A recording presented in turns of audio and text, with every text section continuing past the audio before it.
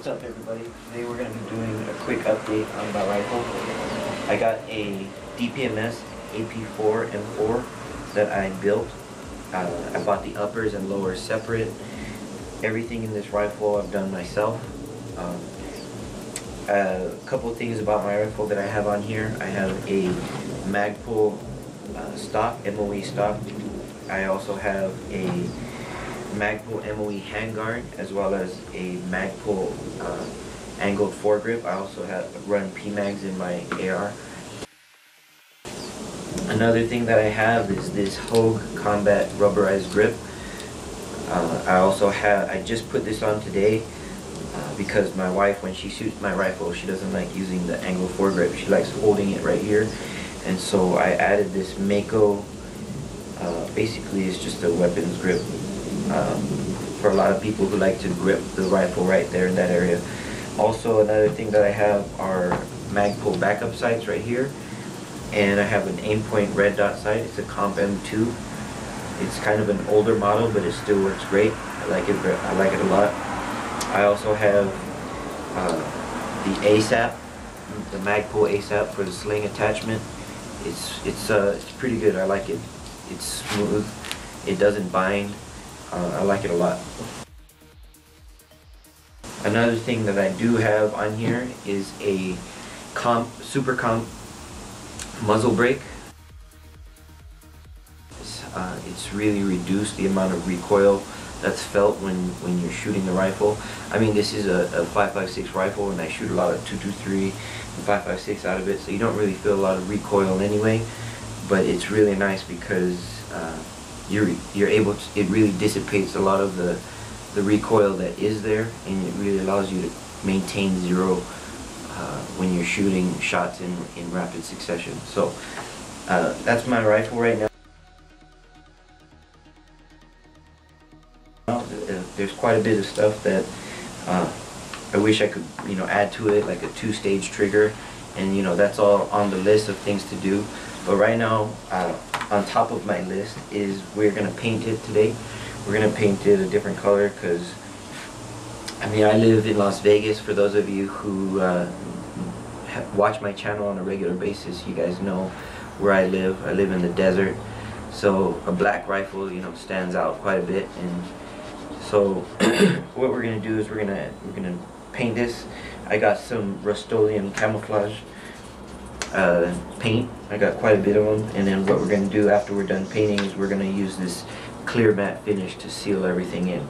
So what we're going to do first before we start applying any paint is we're going to tape up some areas. Like I wanted to tape up, of course, the eyepiece for the red dot right here. I'm going to tape that up, as well as the trigger. I want to tape that up a little bit. I'm going to tape up the handguard so I don't paint the handguard.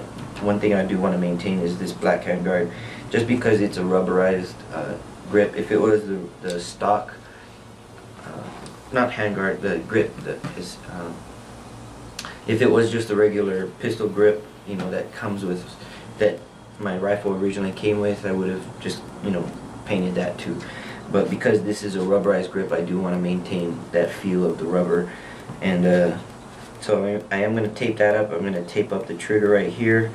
I'm going to tape up, the eyepieces, and just put a little bit of tape on the inside of here just to not get any. I'm also going to be taking the bolt out.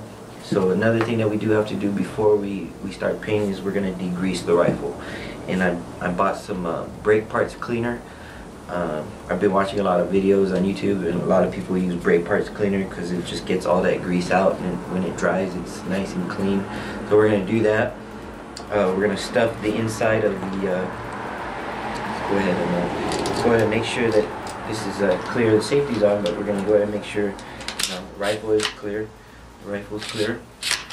Nothing in the rifle. So what we're going to do is we're going to separate this real quick. Take the bolt carrier group out, because there's no need really for this bolt carrier group to be in there. So just gonna keep that out. So we'll put this back in, and then when we are ready to paint, what I'm gonna do is I'm gonna stuff this with some paper towel so that the paint doesn't seep inside. and we're gonna, you know, get this nice and clean and get this taken care of. So I'm gonna pause it right now. I'm gonna tape it up and then keep you guys posted. All right. Okay, guys. So I've separated the two receivers, and before we start, and I've taped up the aim point, and I've taped up the rubber part of the pistol grip, mainly because when I do this degreasing, I don't really want to harm the rubber, and this is, you know, for metal parts. So just wanted to be safe in that respect. So what we're going to do right now is we're going to degrease the two receivers, and just make sure that there's no oil on it, you know, and then we're going to let it dry, you know, for some time. So we're going to let it dry a little bit before we start, you know, painting and stuff like that, and before we start. So let me go ahead and move this. This stuff's supposed to be able to you know, it's supposed to degrease everything, and you know, when it dries, it's supposed to be, you know, nice and clean.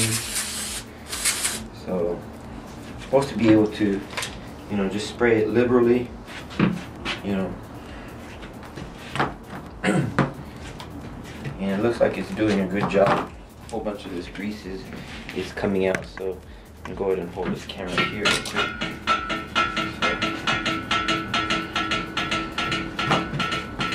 See what I'm doing.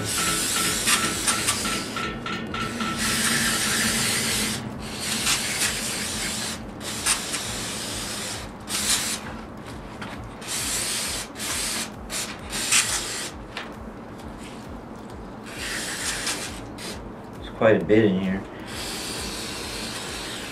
Okay, so I mean, this should be good for the lower receiver. We'll go ahead and put this aside and let this dry. Let it dry so that there's no grease on here. Set this aside. Okay. And then moving on to the upper receiver.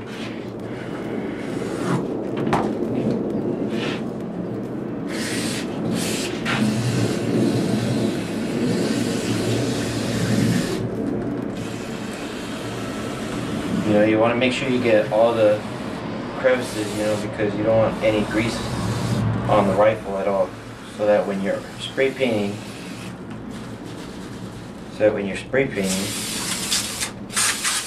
there's no, see, there's a whole bunch of gunk that's coming off right now.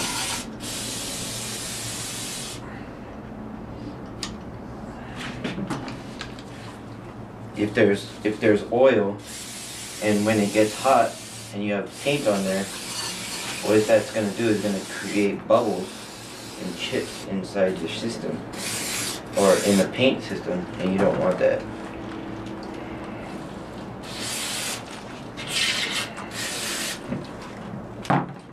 See, this is pretty much almost done. So we're going to come back after all this stuff is dried, you know, after all this gunk has come out. And then we're going to continue on with the painting process.